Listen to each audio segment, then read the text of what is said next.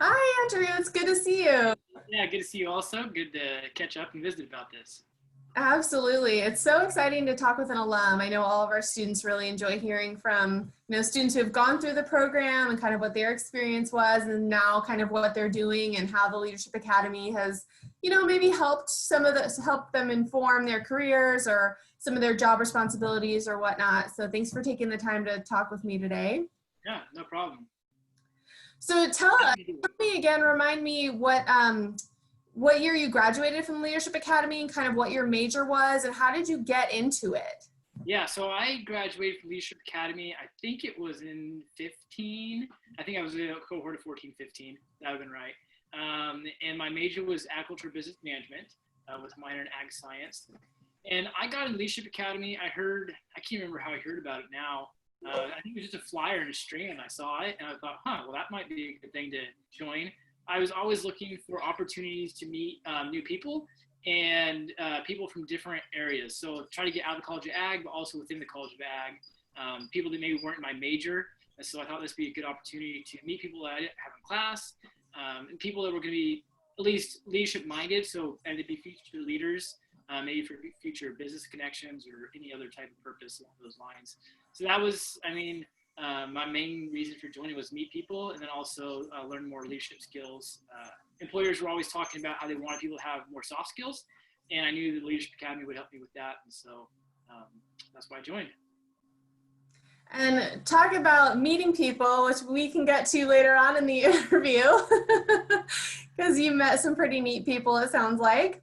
Yeah, Yeah. I think my wife and I are the first Leadership Academy marriage. We didn't know each other before Leadership Academy. We met on the first day, and we were playing some team building game together, and we're both very competitive, and we lost, and so we were both a little upset with each other because we both thought it was the other person's fault. And anyway, that was our first time meeting and our first interaction was in Leadership Academy. So you hadn't had any classes together or anything, huh? We had, so yeah, we backtracked and we realized that we had one other class together, and she kind of knew who I was, but I had no idea who she was. So didn't know anything until I got into Leadership Academy. That's such a great story. So let's take it back a little bit. Tell me about your childhood. Tell me Yeah. about your best childhood memory. I grew up on a farm, about 1,200 acres in southeast Oregon, alfalfa, cattle, and then we had, at different times, pigs, chickens, whatnot. But the alfalfa and the cattle was where the money was made. Growing up, I loved playing with the farm animals, whether it was the cats, the dogs, the chickens, the pigs. I really enjoyed spending time with them. They were good companions, playing with the chickens. And then as I got older, I got my own calves that I would use as bottle babies and then sell them to make money. And then as I even got older from that in junior high and high school, I had a milk cow and I would milk her and sell the milk to local people. So I really enjoyed all the farm animals. Who kind of had an impact on your life growing up? Like who kind of had that leadership impact or someone you sort of looked up to? Can you identify anyone like that, whether it be your parents or someone else? I think the biggest leadership impact to me was all my different coaches. I was a three-sport athlete in high school, but I played a lot of sports growing up. And so all the different coaches I had all had different leadership styles. And when you're going through Little League, a lot of the coaches are just parents of someone else on the team. Right. You get a lot of different personalities, a lot of different leadership styles. And then once you get into junior high, high school, you get coaches that have been doing it for longer and they have different styles and not saying any of them are really better than others. It's just all different. And so, but my sports coaches all the way from T-ball all through high school had a tremendous impact on me, along with my because he was had the impact of teaching me leadership in the FFA world. So that was really big too. Did you find that those were different lessons or different perspectives from the athletic world to FFA? Yeah, definitely. FFA was a lot more leadership focused, whereas the athletics was a lot more team building, relational. And so in the FFA, you were actually focused on yourself, how to be a leader, where in the sports, you weren't really focused on the leadership component was kind of a side part to the athletics, where in FFA, the competition was kind of a side effect of the leadership. So definitely A and FBLA were a lot more leadership focused. That makes sense. And it sounds like in one of them, you learned more about your own leadership, and in one, you learned sort of more the team mentality too. So that was probably a really nice marriage. Definitely. Yeah. And in FFA, you learn a lot more about yours. And then in the sports, you learn a lot more about your coach's leadership, I guess, their formal leadership, which then you can, when I got FFA, I was like, okay, they did that. And so it all kind of melded together. So when can you think of a time, is there a time you can think of you personally having to show leadership for the first time? Yeah. So I went to a really small school. I graduated 13 kids in my high school. It's in the middle of nowhere. And so maybe at bigger schools, this isn't okay, but on little school, like we played football on the recess playground, and it was supposed to only be two-hand touch football. Often would turn into tackle football, and so that sometimes. But I clearly remember being not necessarily I was one of the better athletes, but I was more in the leadership position, trying to get everyone to get along. Because in elementary, you have everyone, someone wants to be the quarterback. I'm like, you can't throw, so you can't be the quarterback. Like, but you can catch, somebody you need to receive. I mean, you had to figure out how to make everyone get along and work together. And I would be getting people on both sides of the ball on my team and other team to get along, so we keep playing, because if everyone was fighting, you couldn't play, and I wanted to play. So that's probably my first, thinking back, when my first leadership experience was, and it was just on the playground at recess. That's interesting, because I think that plays out, what you're talking about plays out even in the corporate world, right? And even in our careers, like that whole sort of getting along and how to mediate, behaviors and things like that. What are those kind of important decisions that you make as a leader today? What kinds of things do you help monitor? But also, do you see that play out in the corporate world as well? And how do you see that managed? Yeah, I don't, since I'm still fairly new in my career, I'm not really in a leadership position, but I see it play out in the rest of the company I work for, and in other companies. There's, a tremendous amount of that. Everyone's got to get along, got to work together to accomplish that same goal. And if you have it makes a huge difference how the leadership is down.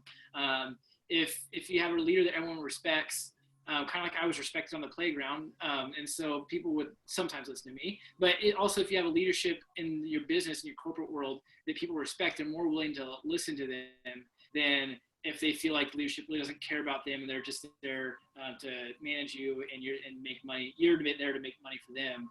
Not they're there to serve you, listen to you, and help guide you to make a final product that's going to boost everyone. Yeah. So have you seen that? What are kind of the how does that play out? What does that look like? How does it, when you see, or maybe you're experiencing that leadership that does that well, what does that look like? I think it looks like the boss, whether that's the owner of the business. I work for a small business, so a lot of times I interact daily with the owner, who is the boss. But even if you're in a larger company, your boss might just be someone you answer to, who then answers someone else, and so on up the ladder. But if the person above you is willing to work with you and not, like through your growing pains, or when you're first in the company, and when you make mistakes, kind of work with you in those, there's a really fine line, and it's different for everybody on the level of being tough, but at the same time showing grace, and paying attention to how you can help the people below you. And so I see that a lot with my boss and with other bosses and other companies, and how that plays out is, I guess, just the interaction with leadership, and whether that's positive or negative. And a lot of that comes from humility. If the leadership is humble in their leadership, willing to work with the people they're leading, I think it goes a long ways. Can you talk a little bit about a painful lesson you've had to learn over the years, and kind of how you reacted to that? Yeah, I think, one of the biggest lessons life has taught me, and whether it's in sports or FFA or just life in general, personal life, life's not fair. There's things that, good things happen to bad people, and bad things happen to good people, and vice versa. It's just, and you have to learn to roll with the punches. You have to be willing to just kind of put your head down and keep trudging forward when things aren't going right or necessarily fair. I mean, it might be at the spot where you're working for a company and your coworker who you and them are very similar on level, and they get a raise or a promotion you don't, and you're not really sure why that is. I think it's important to keep working hard through that, because then the leadership, whether it's the owner or just the one person above you, will generally recognize that, and hopefully it'll benefit you down the road. If it doesn't, then yeah, maybe your leadership, you need to find new leadership. I think that's a really good point. And right now in the academy, we're talking about adaptability. And so I think that fits in really well to that, with that content, you know, talking about the uncertainties in the workplace and being able to adapt to situations and to change and those sorts of things. Do you feel like that's something that is a skill that's benefited you well, and you've kind of seen that as an important skill as students move into their careers? For sure. Yeah. I mean, as you move into your career, you know, most people are going to be entry level. And so you have to be willing to adapt to what the leadership wants. And sometimes you might not agree, but you have to be willing to adapt to that, work with it. Because then I think it's important that once you get into those leadership positions, you recognize when people under you are adapting to some of the things you want. And when you're first in your career, you might think, well, that's dumb that they're making me do this. But generally speaking, there's a good reason why leadership will have you do something, and you might not realize it until you're in that leadership position. You look back, you're like, that's why they had me do that. So if you can adapt to what the leadership wants, it's extremely important for your beginning career, but also later on, when you are leadership, you need to be able to adapt and see the adaptation that's happening in the people that are serving you or following you. What do you struggle with, or what do you identify, you know, being in the role that you're in and, you know, working in the context of your company? Is there anything that you struggle with as a leader, and how do you sort of approach continued learning?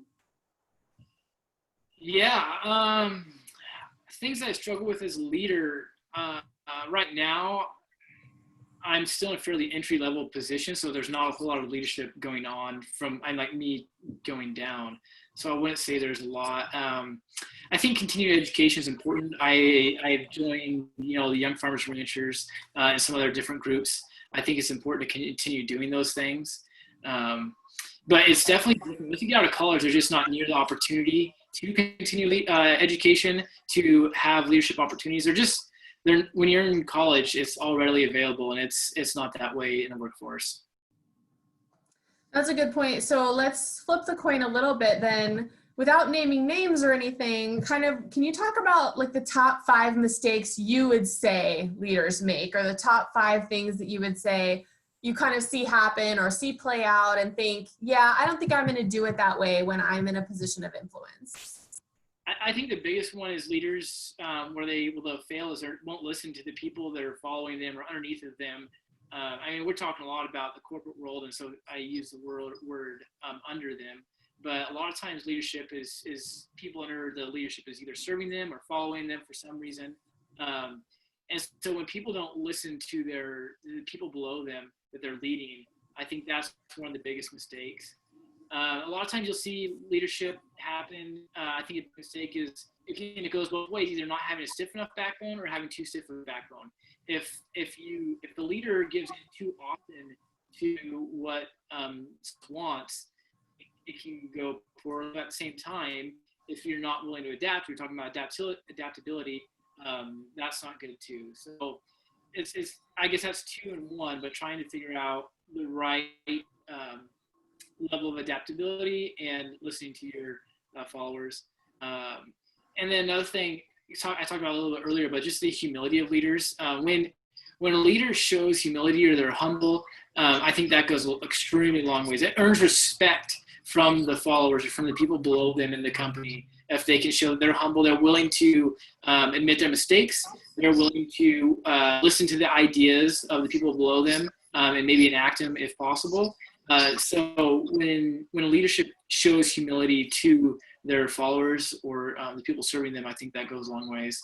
And then lastly is just, I mean, these are all tied together, but if the leader doesn't serve those that they're following, then they're going to get ousted. I mean, if you go the political route, if you're not doing what your constituents want you to do, then they're not going to vote for you again. If you work in if you're in a leadership position in a company and you're not listening to anything that the people below you are saying, and there's some big issues, then either they're going to go around you for the next level of leadership and try to get you fired, or they're going to leave, and you're going to lose these employees that you spent months, years training, and you're going to have to redo it. So if you don't listen to leadership doesn't listen to followers, it just doesn't work.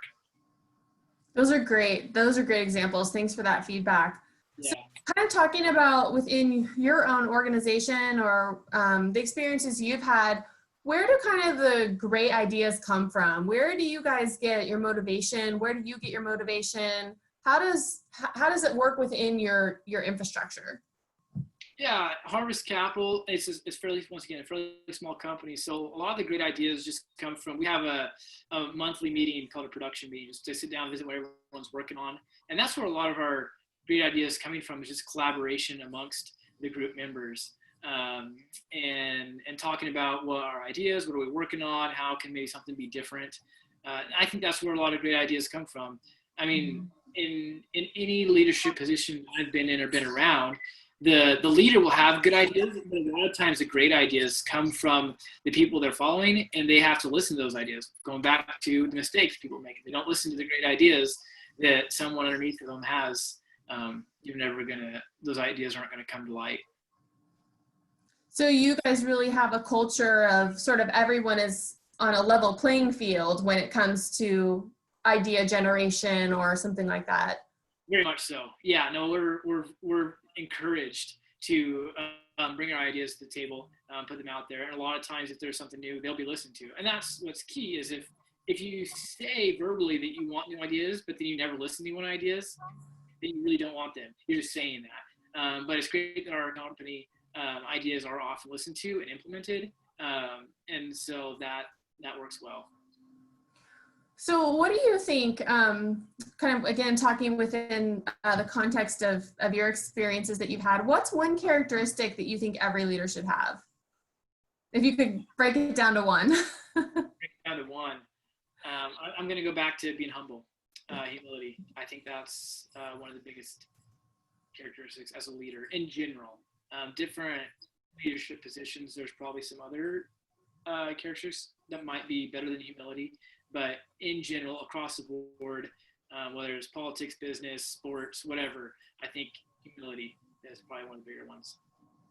I think that's an interesting one, because we hear that a lot too in leadership. And I think that some people think being humble can seem like you don't have the answers, or that maybe shouldn't be the attitude of the person in charge.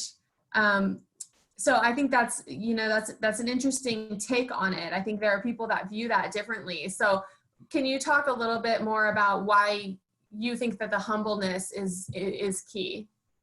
Yes, everything has a time and a place. I mean, there's a time when every leader needs to have the stiff backbone and to tell their leader or their constituents, their followers, or people serving them that, no, we're going to do it this way. And the only reason is because I'm leader and we're doing it that way. But other times you need to be humble and listen to your people. And if you did have one of those times where you say, hey, no, we're going to do this just because I'm saying we're going to do this and it doesn't work, you need to have the humility to say, look, I realize that didn't work. And so it changes for different, I mean, whether it's a quarterback on a football team, that humility is going to look different than the president of the United States. Or which is going to look different than a CEO of a Fortune 500 company, which is going to look different than a small business owner leading his employees, and the level of humility they have there. Because I think there's some positions where you need to be tougher because that's what it requires, and there's other leadership positions where a lot more humility and grace is more the answer. For sure. So, what in your mind, maybe from your own experience or from other people that you've seen going through the interview process, et cetera, what kind of can make, as our students are thinking about graduating, they're thinking about that next step in their career, can you talk a little bit about what makes someone stand out in an interview? And just sort of, is there an X factor if we're comparing, maybe not comparing, but if we're looking at our students as a whole, what kind of can make them stand out? What's that X factor that's going to go, Andrew's going to say, yeah, this is our candidate? The first thing is you got to build your resume, because you're not going to get an interview without the resume built. And college, there's a plethora of options to build resumes. I mean, Leadership Academy is just one of the ways. And you should be doing, to build your resume, you should be doing things every year. Like, it shouldn't just be like, oh, he was amazing in 1 year, but then the other years he didn't do anything. If you aren't doing anything to build that resume, you're not going to get the interview. That's the first thing. Second thing, once you get to the interview, you need to be prepared. And everyone says that, but what does prepared look like? Prepared means doing research on the company, knowing things about them the general person won't know. That means having thought ahead of questions that they're going to ask you and having examples for those.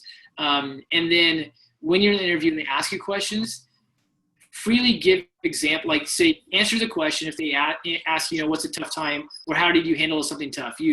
That's obviously you're going to want an example there. But other times they might ask you about a quality you have, and you just say, oh, I'm a hard worker, but you have an example that goes with that. So being able to share those examples is big. So in an interview, being prepared, knowing a lot about the company, having questions for them. When they ask, do you have questions? You've got to have questions for them. You need to have examples, and then you need to be able to speak clearly and efficiently. So work on, you do have to mock interviews. You need to not be using a ton of filler words, there's lots of them. So be using a ton of filler words is a big one. Yeah, be prepared. Show up on time, if not early. 5 minutes early is on time. So be there 5 minutes early. Even if they're not ready, be early, be well-dressed, be put together, be prepared. Those are excellent tips. And our students might ask, I've been part of a club for 4 years. So for 4 years, I have longevity. I have 4 years of this experience. What would be your reaction to that versus I've done 4 different things over 4 years? Do you have any input on, is it one thing for a long time, or is it varied experiences, just from your opinion? And this is 100% my opinion, but from the college standpoint, if you only have one club to put on your resume, you better be extremely active in that club and have shown growth. So yeah, you started as a member your freshman year. Maybe your sophomore year, you were on some type of committee. It's something small. You put together a social activity. And then your junior year, you became an officer at the college level. And then maybe if there's an opportunity, your senior year, you become an officer at the regional, national level, whatever that is. So if you're going to just have the one club on your resume, make sure you have a lot of activities within that club and the growth through it. But there's so many different things that, at college, whether you're Oregon State or any other college, there's so many opportunities. You should have more than one, in my opinion.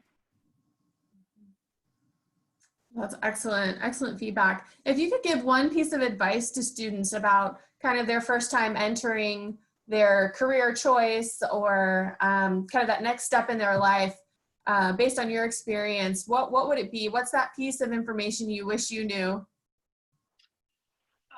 I think a big one is find a mentor, and it doesn't necessarily have to be in that career, but just find someone you can bounce ideas off of. It helps if they're in that career, because then you can talk about the work you're doing. You can ask them about how to advance to where they are, if that's what you're wanting to do. So, I know Leadership Academy has that mentor program aspect of it, which I think is important.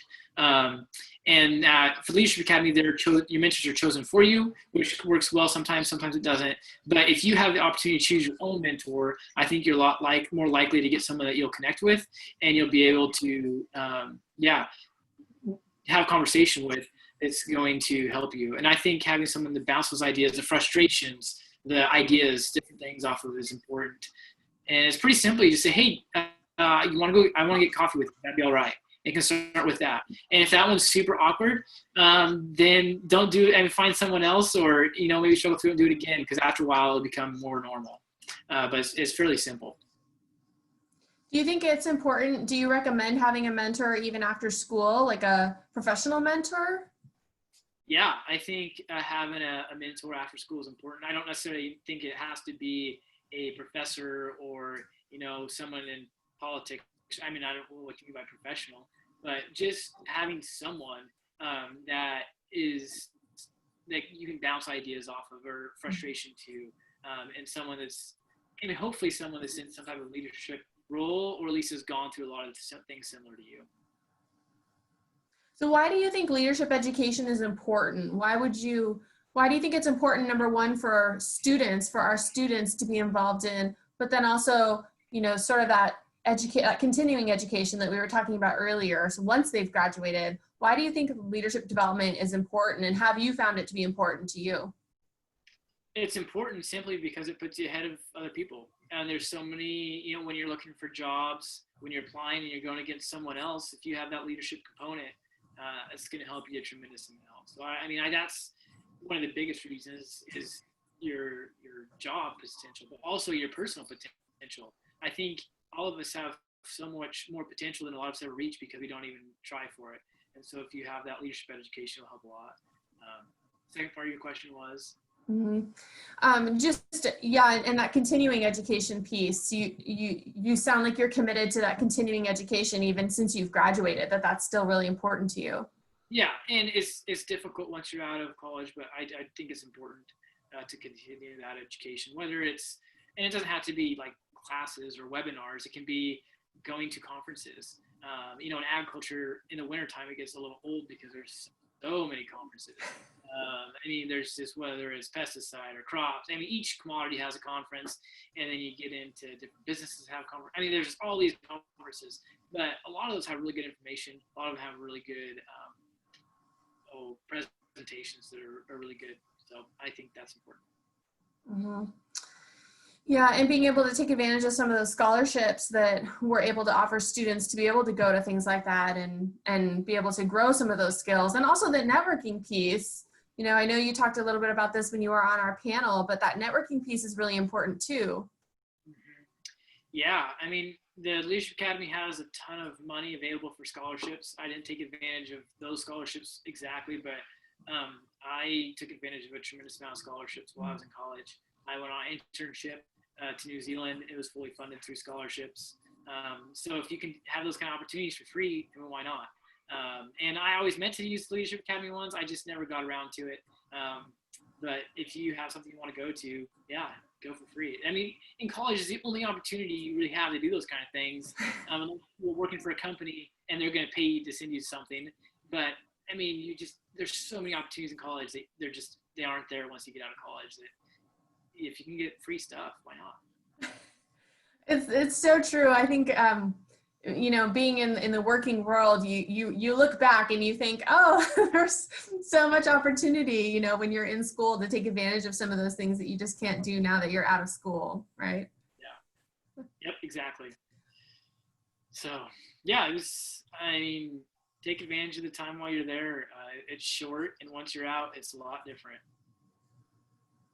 What else, just sort of in closing our conversation, what else would you want to share with students just about sort of your trajectory and where you got where you are? Are there any tips or tricks that helped you? I know a lot of our students would like to be in your position very soon. So is there anything you can tell them, or any sort of advice about things that they should pick up before they graduate, or that maybe in Leadership Academy they might not think is as important as it ended up being, or just sort of anything that you can share? I assume you guys still read the book, I don't know, but How to Win Friends and Influence People. I use so many of the things out of that book on a daily basis in my personal life and in my work life. So that book, I still have it. It's all marked up because I'm always marking things in it, and it's a great book. There's a lot of good tips in there. So I really like that book. If you haven't read it, How to Win Friends and Influence People is a great one. There's other self-help books or things like that, and they're good. I haven't read as many as I probably should. And people talk about podcasts, those are good too. But as far as to get you into the job you want, there's nothing like preparing yourself in college, and that comes from building a resume. I know people, they get out of college or they get to their senior year, like, okay, what do I need to do to start focusing on jobs now?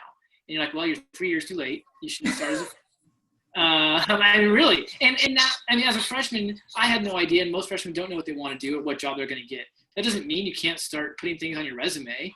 And a lot of things you do at OSU or in college in general, they might, I don't know, they might not be as amazing as they look on a resume, but you put on a resume, you talk them up. You can make them sound good. So take advantage of all the things there to build a resume, because that's how you're going to get into the door. You don't need a 4.0 GPA. I mean, it's good to get decent grades, but you don't have to have an amazing GPA. If you have a good, I would say a good, solid resume is way better than a 4.0. If you have a 4.0 and no resume versus a person with a 3.25 and a solid resume, I would think they're going to hire the person with the better resume, not the GPA. Because once you get out of college, most career fields don't care so much about the GPA. They care about your soft skills, which are built in your resume. So yeah, that's my opinion there. Mm-hmm. Yeah, absolutely. Well, this was so helpful. I appreciate you so much taking the time to talk with me today and kind of share your experience, not just in Leadership Academy, but also in your career and the success you've had. So I'm just so grateful that we've had the chance to connect today. So thank you for that. It's been great. Appreciate it. I always enjoy helping out when I can. Okay, wonderful.